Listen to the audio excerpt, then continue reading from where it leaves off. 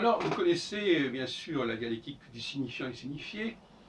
Et je me propose de modifier sa formulation en changeant d'abord le mot signifiant en désignant. Il y a le désignant et il y a le signifié.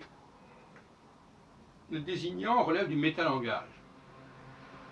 J'utilise une façon de désigner un objet, un espace, un secteur. La façon dont ce que je choisis pour le désigner est sans aucune importance. Je peux faire appel, par exemple, aux 12... Il y avait ça fait partie de ce qu'on appelle les systèmes de mémoire. J'avais appris ça, la méthode Borg dans ma jeunesse. On va désigner, on va appeler différents lieux de l'espace dans une pièce par des mots précis, et après on va leur associer éventuellement un objet particulier. Et puis la fois suivante, on va garder les mêmes désignants, mais on va leur attribuer d'autres objets. Donc le désignant, c'est un moyen de savoir, de ne pas savoir ce qu'est l'objet, mais de savoir quel est cet objet dont il est question, où il se trouve. Par exemple, le zodiaque a servi de désignant aux astronomes pour déterminer l'endroit où se trouvait un astre à un moment donné. Bon. Donc,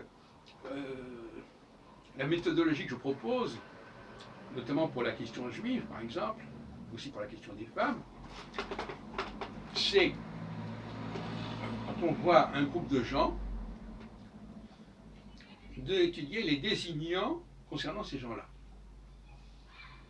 Donc ce groupe de gens constitue un signifié, puisque c'est un groupe qui a une activité particulière, qui est reconnaissable par telle et telle activité. Mais qu'est-ce qui constitue ce groupe? Et là, je vais faire appel aux désignants. Si dans le groupe en question, il y a 80% de gens qui ont le même désignant, je vais pouvoir associer ce désignant au groupe en question. Prenons un exemple, par exemple, ça peut être aussi l'absence. Si je constate que dans un groupe donné, il y a très peu de personnes qui correspondent à un désignant X ou Y, j'en tirerai également des conséquences, bien évidemment. Ça permet d'éviter le piège, l'obstacle épistémologique qui consiste à associer un signifiant à un signifié et de dire, bon voilà, telle personne est juive, par exemple, je sais ce que c'est les juifs, je sais ce que ça veut dire qu'être juif, mais en disant ça, je plaque sur le désignant juif, c'est un mot simplement. Je le désigne comme ça, je pourrais l'appeler autrement.